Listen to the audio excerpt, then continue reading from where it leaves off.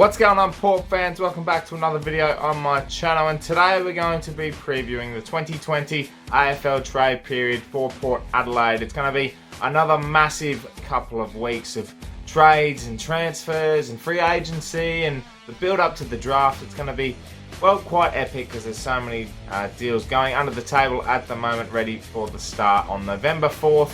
It's going to be one massive few weeks. As I said, it's the craziest time of the year for the AFL season, not because of the on-field action, but all the off-field action. It's just absolutely mental. You've got stuff like AFL Trade Radio coming out. Every article in the book is basically a fantasy trade or people doing hypotheticals. And, well, that's what makes this so interesting, because you just never know what's going to eventuate with all these deals. But let's have a look at this trade period from Port Adelaide's perspective and preview who are the possible trades we could be getting, who are we going to send off, and what picks and deals could come Port Adelaide's way.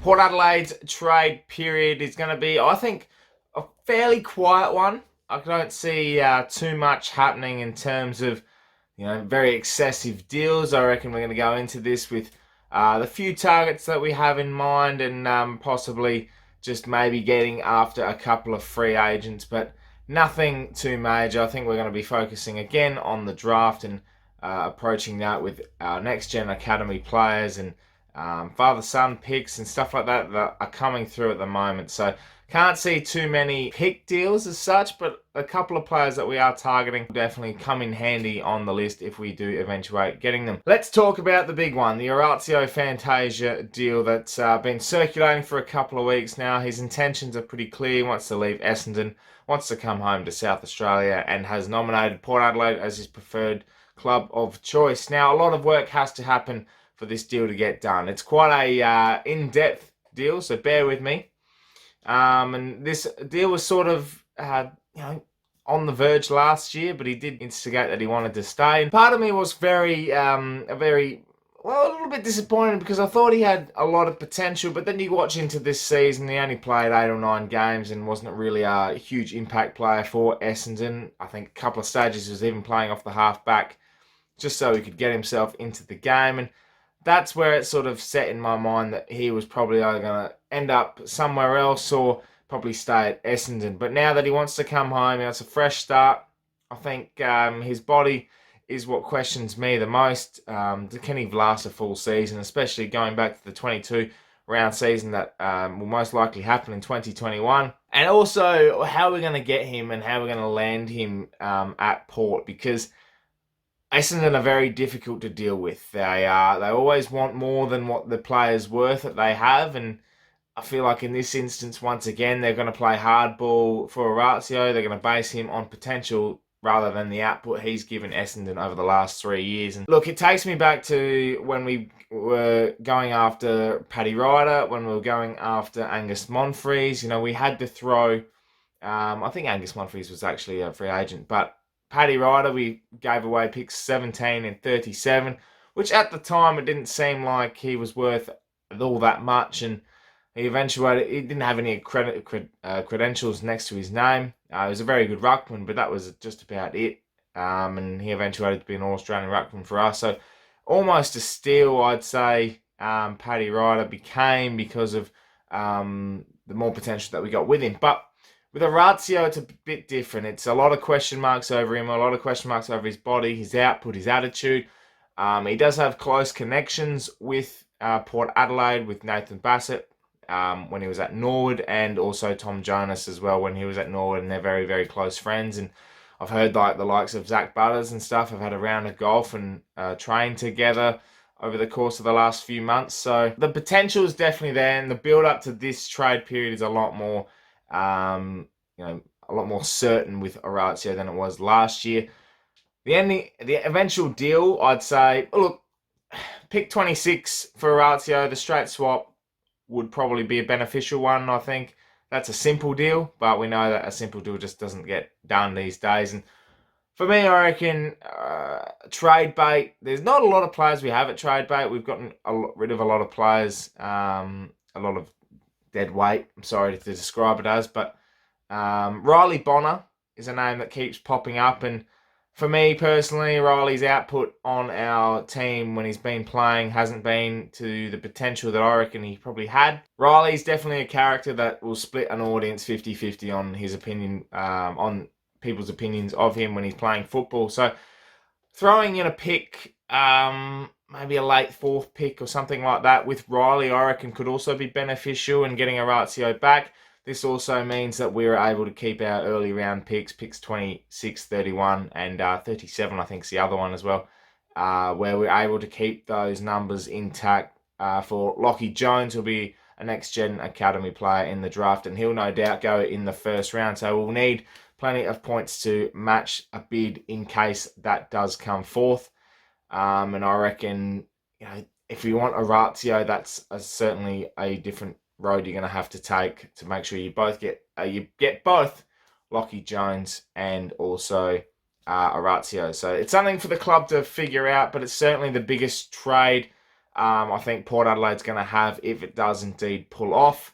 The other one that we're looking at is Aliir from the Sydney Swans. Hasn't had a very good 2020 season, but I've read a lot of reports, and even watching the game against Sydney in round 14, he was that was his best game for the year. And we know his output can be really good. I reckon as a 195 centimetre key defender, he'll match really well in our defence, giving a helping hand to Jonas, Cleary, and also Mackenzie. And it'll probably free up the likes of Jonas and Hartlett and stuff like that, who have been that sort of lockdown defender role, playing on bigger men than what they have, what they should as well. So whether or not a deal happens there will be another thing. I don't think we should prioritise that as much. He's definitely one to look out for.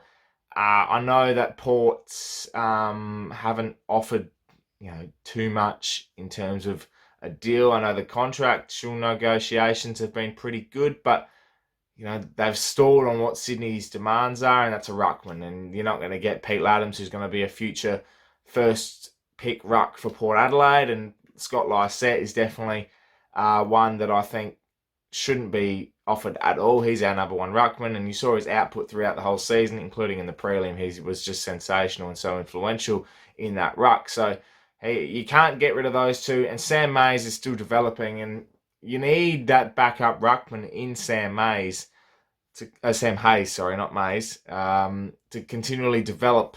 And once, if either of those go down, you're going to have a replacement. And with Westhoff leaving, you need someone like an Aliir who can be a bit versatile and go into the ruck if needed. And he played in the ruck against Port in that round 14 game, and it's definitely something that we'll have to consider. Whether or not that becomes a third club party trade, whether or not you get a West Coast involved with Tom Hickey, who's looking to go elsewhere, and Sydney have definitely targeted him.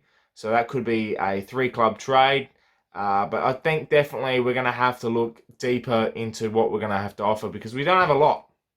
And, we sort of threw the books away a couple of years ago. And last year we obviously traded our first round pick away for last year's draft as well. So it's an interesting development, I think, Port Adelaide's trade period will be. It won't be too much action, of course. I think it'll be pretty stock standard. We've got the 2 targets, and we'll probably eventually get those with our next-gen academy player in Lachie Jones. I think Taj Schofield and Jace Burgoyne could be a possibility in coming, or that could be the year after with those. So it'll be an interesting trade period. I don't expect much from Port. There could be a couple of surprises, whether or not we target a couple of other players as well. If Aliir doesn't work out, a Tom McDonald from Melbourne might be quite handy. He's definitely one you can be a lot more flexible with, and can play down back, on the wing, up forward. So maybe we look at someone like that and go a bit left field. It's just, it's definitely an area I want to look into a bit more, is having that deep defender, tall player that can be versatile, because you can't replace Westhoff. Westhoff was an absolute gun, and probably was one of the very, very few that could play that versatile role so damn well. And it's unfortunate that he's leaving, because it's a giant hole to fill. Even though he wasn't in the best 22 towards the end, it's something that I think structurally you always want handy, just in case something bad happens, whether it's an injury or someone else goes down or something like that. So definitely something to keep our eye on. And I know a lot of structural changes might happen with Port Adelaide next year. A lot of different position changes may happen as well. A lot more flexibility with the club and the players that we have. So targeting certain players might not be a bad thing, but I expect players to have a few different roles as we come, because we're losing a lot of players that can play different roles. Brad Ebert retiring, Jack Watts retiring, and also Justin Westhoff. You know, we're losing Adelaide Buzzer, Cox as well, who's a small forward. So we don't have that development coming through, and it's going to be a bit different the way we approach the younger guys in the new group, because they're going to have to stand up and play these different rules. And Leonard and Woodcock's are signing 1-year deals. Leonard's definitely the other one as well. He could play that, that versatile role, and I think he's the perfect replacement for a Westhoff. We've seen him roam around really well on the wing and in the ruck, and I've seen him play ruck. He's actually not bad. He can play forward.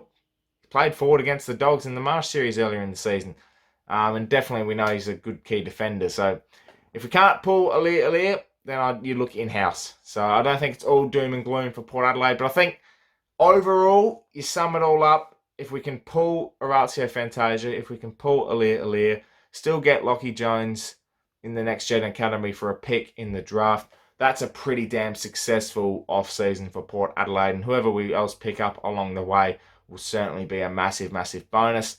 But it'll be an intriguing off-season and intriguing trade period, which comes up November 4th. Well, Port fans, thank you very much for watching my trade preview for 2020.